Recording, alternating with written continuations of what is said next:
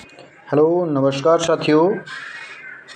Legal person से जुड़े सभी दोस्तों का एक बार फिर से मोस्ट वेलकम। और आज हम पार्ट 5 एआईबी स्टूडेंट्स हैं और जो लॉ स्टूडेंट्स हैं उनके लिए हम कॉन्स्टिट्यूशन के क्वेश्चन लेके आए हैं पार्ट 5 में। और पार्ट 5 ये होने वाले हैं हमारे 50 एमसीक्यूएस। ये टोटल कॉन्स्टिट्यूशन से होने वाले हैं और बहुत ही मोस्ट इम्पोर्टेंट क्वेश्चन हैं ये। बहुत समितियों से, अमेंडमेंट से और जितने भी इम्पोर्टेंट होते हैं कॉन्स्टिट्यूशन से क्वेश्चन हम यहाँ से लेके आए हैं और क्वेश्चन यहाँ से 100% आने वाले हैं। तो जुड़े रहें अपने favourite legal person YouTube platform के साथ। और जिन साथियों ने यदि अभी तक चैनल को सब्सक्राइब नहीं किया है तो कृपया करके वो चैनल को सब्सक्राइब अवश्य कर दें ताकि आने वाला वीडियो भी उनको मिलता रहे। और हम अब इस पार्ट्स के बाद एआईबी की ये वीडियो लेके आएंगे। तो अब हम लेके आएंगे बीएनएसएस पे। और बीएनएसएस को हम एमसीक्यूएस देखने से पहले एक बार फुल डिटेल में हम देखेंगे कि बीएनएस में कौन सा सेक्शन क्या है और उसके बाद हम बीएनएसएस के एमसीक्यूएस बाद में करेंगे। तो वो चाहे 2 वीडियोज़ में हो जाए या 3 वीडियो हो जाए, पहले हम उसको देखेंगे। आफ्टर दैट हम एमसीक्यूएस करेंगे और बस इस तरह का हम एमसीक्यूएस लेके आने वाले हैं। तो जुड़े रहें, अपने दोस्तों के साथ भी शेयर करें और लाइक। चलिए स्टार्ट करते हैं। क्वेश्चन फर्स्ट है हमारा, संविधान सभा के संविधान मसौदा समिति में कितने सदस्य थे? देखिए, मसौदा समिति, एक बात समझ लीजिए कि मसौदा समिति भी आपकी ड्राफ्टिंग कमेटी ही है। ठीक है, ड्राफ्टिंग कमेटी है और इसमें टोटल 7 सदस्य थे, ऑप्शन बी है। लेकिन अब इसी के साथ साथ और भी क्वेश्चन देख लेते हैं कि इसमें एक तो डॉक्टर भीमराव अंबेडकर थे,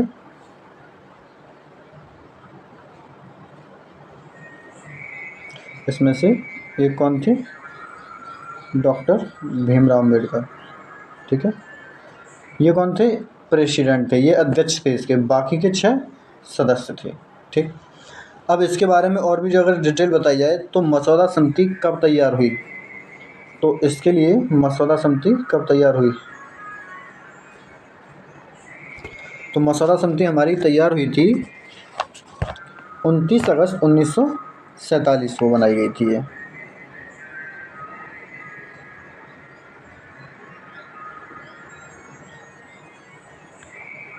चलिए एक मिनट रुकिए। 29 अगस्त 6 सदस्य थे, 29 अगस्त 1947 को। ठीक है, ये मसौदा समिति तैयार की गई थी। उसके बाद इसमें सदस्य कितने थे? नहीं, इसमें आगे क्वेश्चन आए तो देखते हैं। और मसौदा समिति ने, ड्राफ्टिंग कमेटी ने 26 नवंबर 1949 को अपना लास्ट ड्राफ्ट तैयार करके संविधान सभा में पेश किया था। ठीक है, नेक्स्ट क्वेश्चन देखें। संविधान का कौन सा अनुच्छेद लोक लेखा समिति से जुड़ा है? तो कौन सा अनुच्छेद है जो लोक लेखा समिति से जुड़ा है? तो अनुच्छेद 151, ऑप्शन डी हमारा करेक्ट हो जाएगा।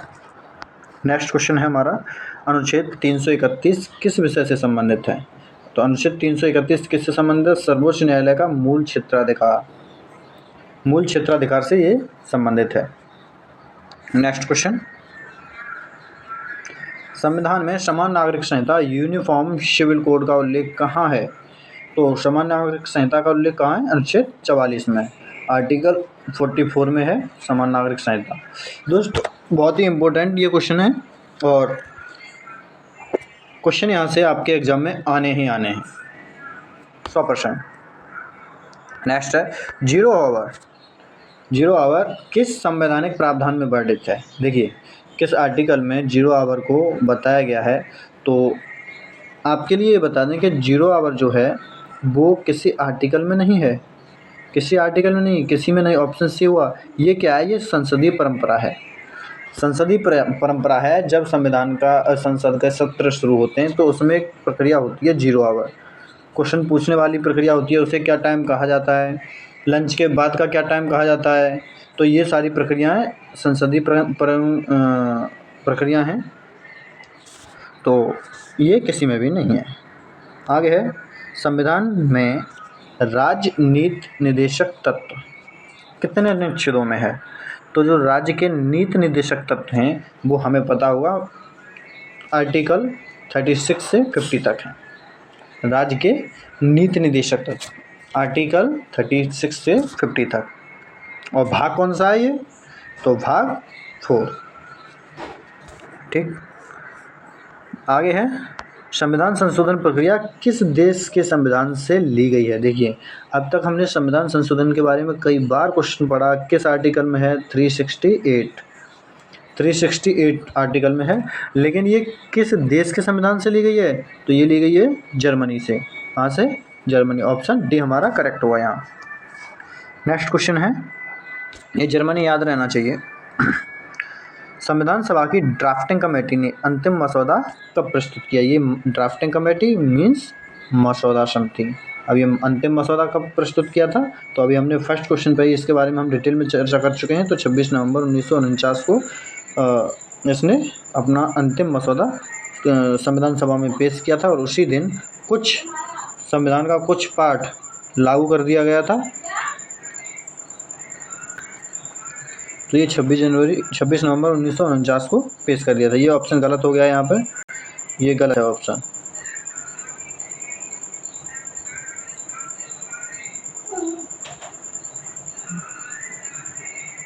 ठीक। इसी दिन संविधान को अंगीकृत भी किया गया था, 26 नवंबर 1950 को। ठीक है। आगे है, और इसी दिन 26 नवंबर 1949 को ही संविधान दिवस मनाया जाता है। संविधान दिवस भी इसी को कहा जाता है। ठीक है। आगे है, भारतीय संविधान में राज्य की परिभाषा कहाँ दी गई है? तो राज्य क्या है, राज्य की परिभाषा क्या है, वो आर्टिकल आप एक बार 12 पढ़िएगा, अनुच्छेद 12। आपको सब समझ में आ जाएगा राज्य किसे कहा जाएगा और किस किस चीज़ को हम राज्य कह सकते हैं। ठीक है। नेक्स्ट क्वेश्चन है, संविधान सभा की प्रारंभिक बैठक कहाँ हुई थी? मोस्ट इम्पोर्टेंट क्वेश्चन, संविधान सभा की प्रारंभिक बैठक कहाँ हुई थी? तो ये कोलकाता में हुई थी। ठीक है। और कोलकाता में किस स्थान पर हुई थी ये आप कमेंट में ज़रूर बताएं। आगे है, 52वां संविधान संशोधन किससे जुड़ा है? 52वां जो संविधान संशोधन है वो हमारा दल बदल विरोधी कानून से जुड़ा हुआ है। ठीक है, दल बदल विरोधी कानून से। आगे है, भारत का नागरिकता अधिनियम कब पारित हुआ? तो नागरिकता अधिनियम जो है वो 1955 में पारित हुआ था। नेक्स्ट है, संविधान संशोधन बिल केवल कौन पेश कर सकता है? देखिए, कॉन्स्टिट्यूशन अमेंडमेंट बिल अगर कोई लेके आता है तो वो कौन पेश कर सकता है? तो वो संसद पेश कर सकती है। संसद में ही पेश किया जाता है, संसद ही पेश करती है। ठीक है। संविधान सभा के कितने सदस्य डॉक्टर राजेंद्र प्रसाद को अध्यक्ष चुने जाने पर उपस्थित थे? देखिए, डॉक्टर राजेंद्र प्रसाद को संविधान सभा का अध्यक्ष बनाया गया था, वो भी स्थायी अध्यक्ष बनाया गया था। ठीक है।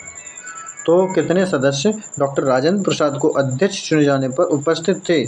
तो 184 184, ये हमें पता है। आगे है, 42वां संविधान संशोधन 1976 को किस नाम से जाना जाता है? तो 42वां जो संविधान संशोधन है उसको मिनी कॉन्स्टिट्यूशन के नाम से भी जानते हैं। तो इसका मतलब हुआ लघु संविधान के नाम से भी जानते हैं। ऑप्शन बी हमारा यहाँ करेक्ट होगा। आगे है, प्रस्तावना प्रेम्बल में समाजवादी शब्दों पर गौर करके चलिए। प्रेम्बल में समाजवादी, पंथनिरपेक्ष और अखंडता शब्द किस संशोधन से जोड़े गए? समाजवादी, पंथनिरपेक्ष और अखंडता शब्द 3 शब्द जोड़े गए हैं। किस संशोधन में जोड़े गए हैं? तो 42वां संविधान संशोधन जब हुआ था तो उसी समय ये कॉन्स्टिट्यूशन की प्रेम्बल में ये शब्द जोड़े गए थे।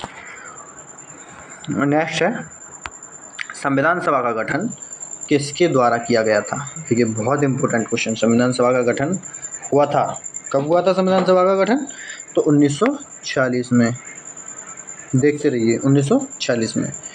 किसके द्वारा किया गया था? तो कैबिनेट मिशन योजना के द्वारा संविधान सभा का गठन हुआ था। ठीक है, 1946 में ये ऑप्शन हो गया। कब हुआ था? तो 1946 में। जिस समय संविधान सभा का गठन हुआ उस समय इसके सदस्य कितने थे मेंबर? तो 389 389 इसके सदस्य थे। मोस्ट इम्पोर्टेंट क्वेश्चन है, यहाँ से 3 क्वेश्चन आपके कंप्लीट होते हैं। ठीक, अब नेक्स्ट क्वेश्चन देखते हैं हम। संविधान की किस अनुसूची में राज्यसभा की सीटों का वितरण या राज्यसभा की सीटों का बंटवारा दिया गया है? तो किस अनुसूची में दिया गया है? तो ये 4थी अनुसूची में है, राज्यसभा की सीटों का बंटवारा। नेक्स्ट क्वेश्चन है, भारतीय संविधान की प्रस्तावना को संशोधित किया जा सकता है। अब तक जितने भी MCQs कराए थे कॉन्स्टिट्यूशन के, उन सबसे मोस्ट इम्पोर्टेंट ये पार्ट्स है। और यदि आपने बेसिक क्वेश्चंस जो हम हैं कॉन्स्टिट्यूशन के जो डायरेक्ट पूछ लिए जाते हैं वो हम पहले ही करा चुके हैं। यदि आपने पहले वाला वीडियो नहीं देखे हैं, 4 पार्ट्स में हमने AIB के लिए और लॉ स्टूडेंट्स के लिए MCQs कराए हैं, जिनमें 3 वीडियो जो 3 हैं वो हमारे कॉन्स्टिट्यूशन से ही संबंधित हैं। और ज़्यादा से ज़्यादा हमने कॉन्स्टिट्यूशन के ही क्वेश्चन कवर किए हैं उसमें। और जितने भी अब तक के वीडियो कराए हैं उनमें ये बेस्ट मोस्ट इम्पोर्टेंट क्वेश्चन हो रहे हैं, ये वेरी मोस्ट इम्पोर्टेंट। तो यहाँ से क्वेश्चन आने ही आने हैं। भारतीय संविधान की प्रस्तावना को संशोधित किया जा सकता है। देखिए प्रस्तावना को संशोधित कैसे किया जा सकता है? तो संसद संविधान संशोधन प्रक्रिया द्वारा। जो संसद में संशोधन प्रक्रिया है उसी द्वारा हम प्रस्तावना को संशोधित कर सकते हैं, अदरवाइज नहीं कर सकते। और नेक्स्ट है, भारत में संघ लोक सेवा आयोग यूपीएससी तो भैया सबने ही नाम सुना हुआ, किस भाग में है? तो भाग 14 में। भाग 14 में यूपीएससी के बारे में दे रखा है, संघ लोक सेवा आयोग के बारे में। आगे क्वेश्चन है हमारा, समान वेतन समान कार्य किस अनुच्छेद में है? तो ये किस अनुच्छेद में है समान वेतन समान कार्य? 39D में, अनुच्छेद 39D। नेक्स्ट है, किस संशोधन से शिक्षा को कौन सा वो संशोधन था जिसमें शिक्षा को 6 से 14 वर्ष के बच्चों के लिए मौलिक अधिकार बनाया गया? तो ये कौन सा था? 86वां संशोधन, ऑप्शन डी। किस आर्टिकल में इसको रखा गया है? तो 21A। ये क्या बनाया गया? मौलिक अधिकार 6 से 14 वर्ष तक के बच्चों के लिए। ठीक है, ये उनका राइट है कि 6 से जो 14 वर्ष तक के बच्चे हैं उन्हें शिक्षा दी जाए, ये उनका मौलिक राइट है। नेक्स्ट क्वेश्चन देखते हैं, संविधान सभा में महिलाओं की कुल संख्या कितनी थी? अब संविधान सभा का जब गठन किया गया था उस समय कितनी संख्या थी? कुल थी 389। उस समय महिलाओं की कुल संख्या कितनी थी? तो महिलाओं की उस समय संख्या थी 12। कितनी थी? 12। ऑप्शन बी हमारा करेक्ट हो गया। अब ऑप्शन 12 जब हमारे दिमाग में आया तो उस समय पुरुषों की कुल कितनी संख्या थी? तो 377। ठीक है, 377 पुरुषों की मेल कैंडिडेट थे और ऑप्शन 12 फीमेल कैंडिडेट थे। नेक्स्ट है, राज्यपाल अपना त्यागपत्र किसे देते हैं? देखिए बहुत इंपॉर्टेंट क्वेश्चन है, पीछे भी हम करा चुके हैं इसको। राष्ट्रपति को ये देते हैं अपना त्यागपत्र, ऑप्शन ए हो जाएगा। नेक्स्ट है, फंडामेंटल ड्यूटीज़। अब यहाँ फंडामेंटल राइट नहीं है, फंडामेंटल ड्यूटीज़ के बारे में है। तो फंडामेंटल ड्यूटीज़ संविधान की किस समिति की सिफारिश पर जोड़े गए? तो किस समिति ने सिफारिश की थी फंडामेंटल ड्यूटीज़ को जोड़ने के लिए? तो ये थी स्वर्ण सिंह समिति। ठीक है, और ये कॉन्स्टिट्यूशन में अमेंडमेंट करके कहाँ डाला गया है? 51A में। ठीक है, फंडामेंटल ड्यूटीज़ को। नेक्स्ट क्वेश्चन है, भारत में संविधान सभा का विचार सबसे पहले किसने प्रस्तुत किया? देखिए बहुत इम्पोर्टेंट, संविधान सभा का हमने गठन देख लिया। संविधान सभा कब बनी? 1946 में। कितने सदस्य थे? 389। संविधान सभा में 389 थी। ठीक है, और अब ये संविधान सभा का जो विचार था वो सबसे पहले किसने प्रस्तुत किया? तो M.N. Roy. Most important question चल रहे हैं ये, M.N. रॉय ये संविधान सभा का विचार प्रस्तुत करने वाले सबसे पहले सदस्य थे। ठीक है, नेक्स्ट है GST। Goods and service tax लागू करने वाला संशोधन कौन सा है? तो ये कौन सा है? 101 101वां संशोधन है जीएसटी लागू करने वाला। ठीक है, किसने लागू किया था? मोदी सरकार ने, मोदी गवर्नमेंट ने ये लागू किया था।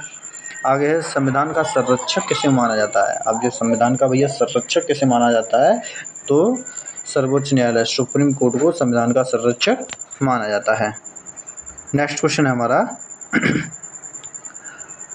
राष्ट्रपति चुनाव में विवाद होने पर किस न्यायालय का क्षेत्राधिकार है? देखिए, यदि राष्ट्रपति के चुनाव में कोई विवाद हो जाता है, अब आप BNSS पढ़ेंगे तो फोर्स के जुरिडिक्शन के बारे में वहाँ पे प्रावधान दिए गए हैं कि यदि कहीं पे भी उसकी सीमा के अंदर, जैसे यहाँ पे कोर्ट्स है, यहाँ पे उसकी सीमा के अंदर यदि कोई विवाद होता है तो उसका क्षेत्राधिकार होगा इस कोर्ट का। ठीक है, दूसरे कोर्ट का ये सीमा अधिकार है तो उस कोर्ट का अधिकार है।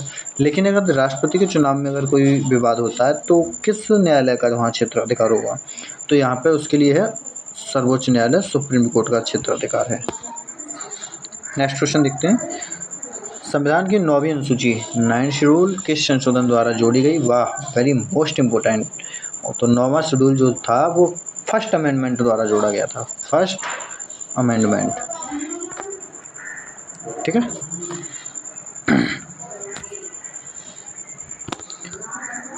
आगे है किस संशोधन से ओबीसी के लिए संवैधानिक दर्जा प्राप्त आयोग NCBC बना? देखिए, ओबीसी जो वर्ग है उसके लिए संवैधानिक दर्जा प्राप्त बना, तो कौन सा संशोधन है वो? 102वां संशोधन, 102 अमेंडमेंट। आगे है राज्यसभा एक स्थायी सदन है। बिल्कुल सही बात है, यह किस अनुच्छेद में है? बहुत अच्छी बात पूछिए भाई। तो ये आर्टिकल 83 में है कि राज्यसभा एक स्थायी सदन है। राज्यसभा एक स्थायी सदन है, फिर लोकसभा क्या है? लोकसभा अस्थायी सदन है। कैसा है? अस्थायी सदन। ठीक है, नेक्स्ट 61वां संविधान संशोधन किससे संबंधित है? तो 61वां जो संविधान संशोधन है, इससे पहले मत देने का जो अधिकार था उसको 21 वर्ष कर दिया गया था, लेकिन इस 21 वर्ष को घटा के फिर से 18 वर्ष कर दिया। किसमें? 61वें संविधान संशोधन में। तो मताधिकार की आयु 18 वर्ष करना। ठीक है, आगे है राष्ट्रपति के महाभियोग प्रस्ताव को पास करने के लिए संसद के दोनों सदनों में कितने बहुमत की आवश्यकता होती है? तो 2/3 की होती है। कहाँ है ऑप्शन भाई? 2/3 उपस्थिति एवं मतदान। ठीक है, ये राष्ट्रपति पर जब भी महाभियोग करने के लिए दोनों सदस्यों को कितनी बहुमत की आवश्यकता होती है? तो 2/3 की। नेक्स्ट क्वेश्चन है इक्वलिटी बिफोर लॉ कहाँ से लिया गया है? इक्वलिटी बिफोर लॉ, विधि के समक्ष समानता, सबको पता है इक्वलिटी बिफोर लॉ कहाँ से लिया गया है? ब्रिटेन से। ऑप्शन ब्रिटेन से। मौलिक अधिकारों की संख्या प्रारंभ में कितनी थी? तो मौलिक जो अधिकार हैं उनमें प्रारंभ में कितनी संख्या थी? प्रारंभ में 7 थी। तो मौलिक अधिकारों की संख्या प्रारंभ में कितनी थी? 7 थी, लेकिन अभी वर्तमान में कितनी है? वर्तमान में 6 है। ठीक है, ऑप्शन ए हो जाएगा। नहीं सॉरी, ऑप्शन ए क्यों पूछा ही? क्वेश्चन ये है कि प्रारंभ में कितनी थी। Option 7, option B. वर्तमान में मौलिक अधिकारों की संख्या कितनी? देखो वही क्वेश्चन आ गया, वर्तमान में कितनी है? ऑप्शन बी यहाँ होगा 6। किस संशोधन से सर्वोच्च न्यायालय में न्यायाधीशों की संख्या बढ़ाई गई है? देखिए, न्यायाधीशों की संख्या किस संशोधन में बढ़ाई गई है? तो 124वां संशोधन, 124वां संशोधन है। तो सर्वोच्च न्यायालय के न्यायाधीशों की संख्या अभी वर्तमान में कितनी है? 33। एक मुख्य न्यायाधीश हैं, तो टोटल कितनी हो गई? 34। ठीक है, आगे है भारतीय संविधान दुनिया का सबसे बड़ा लिखित संविधान है। यह किससे प्रेरित है? तो भारत की आवश्यकताओं से प्रेरित है, ये लिखित संविधान है। नेक्स्ट क्वेश्चन है मौलिक अधिकारों पर विचार करने वाली समिति के अध्यक्ष कौन थे? तो मौलिक अधिकार जो हैं, फंडामेंटल राइट्स हैं, उन पर विचार करने वाली समिति के अध्यक्ष कौन थे? तो वो जेबी कृपलानी थे। कौन थे? जेबी कृपलानी। कहाँ है ऑप्शन? जेबी कृपलानी। आगे है संविधान सभा के प्रारंभिक अध्यक्ष कौन थे? तो संविधान सभा के प्रारंभिक अध्यक्ष सच्चिदानंद सिन्हा। लेकिन ये कौन से अध्यक्ष थे? ये अस्थायी अध्यक्ष थे। ठीक है, इन्हें अस्थायी अध्यक्ष बनाया गया था, लेकिन ये प्रारंभ में यही थे। आगे है न्यायपालिका की स्वतंत्रता किस अनुच्छेद से सुनिश्चित है? तो न्यायपालिका को कार्यपालिका पृथक करती है किस अनुच्छेद में? अनुच्छेद 50 में, आर्टिकल 50 में। तो ऑप्शन बी हो जाएगा यहाँ पे हमारा, ऑप्शन बी। नेक्स्ट क्वेश्चन है कि लोकसभा को भंग करने की शक्ति किसके पास है? देखिए ये क्वेश्चन फिर से आ गया। यहाँ वहाँ पे हमने क्वेश्चन पहले हमने कराया था, तब विधानसभा को किया था। विधानसभा को भंग करने की शक्ति किसके पास है? गवर्नर के पास, राज्यपाल के पास। ठीक है, यहाँ लोकसभा को भंग करने की शक्ति किसके पास है? राष्ट्रपति के पास। आगे है विधानसभा। संविधान सभा की कार्यवाही को दिशा देने के लिए किस समिति का गठन किया गया? बहुत अच्छी, स्टीयरिंग समिति का। किसका? स्टीयरिंग समिति का। एक स्टीयरिंग समिति बनाई गई थी जिसमें संविधान सभा की कार्रवाई को दिशा देने के लिए उस सभा को बनाया गया था। आगे भारत में आपातकालीन प्रावधान किस भाग में है? तो किस भाग में है ये? भाग 18 में। भाग 18 में आपातकालीन प्रावधान दे रखे हैं हमारे। आगे है प्रांतीय संविधान समिति के अध्यक्ष कौन थे? बहुत अच्छा क्वेश्चन है। प्रांतीय संविधान समिति के अध्यक्ष कौन थे? सरदार वल्लभ भाई पटेल। तो ऑप्शन ए हो जाएगा। आगे किस समिति ने राज्यपाल के पद पर सुझाव दिया? किस समिति ने राज्यपाल के पद पर सुझाव दिया था? और राज्यपाल के बारे में हम डिटेल में चर्चा हम लास्ट वीडियो में पार्ट 3 में कर चुके हैं। तो यदि किसी साथी ने वो पार्ट्स अभी नहीं देखा है, वीडियो नहीं देखा है, तो मैं लिंक डिस्क्रिप्शन में दे दूंगा, आप देख सकते हैं। तो राज्यपाल के पद का सुझाव सर्वप्रथम किसने दिया था? किस समिति ने दिया था? तो प्रांतीय समिति ने दिया था। ये किसने? सरदार पटेल ने। नेक्स्ट क्वेश्चन है संविधान का गठन किस वर्ष हुआ? तो संविधान सभा का गठन, ये हम पहले भी क्वेश्चन ऊपर ही करा चुके हैं, 1946 में। तो ऑप्शन बी 1946। नेक्स्ट क्वेश्चन है संविधान सभा का गठन, अच्छा वही है, भारतीय संविधान को लागू होने में कुल कितने दिन लगे थे? कितने दिन? 2 वर्ष 11 माह 18 दिन। ऑप्शन बी हमारा करेक्ट होगा।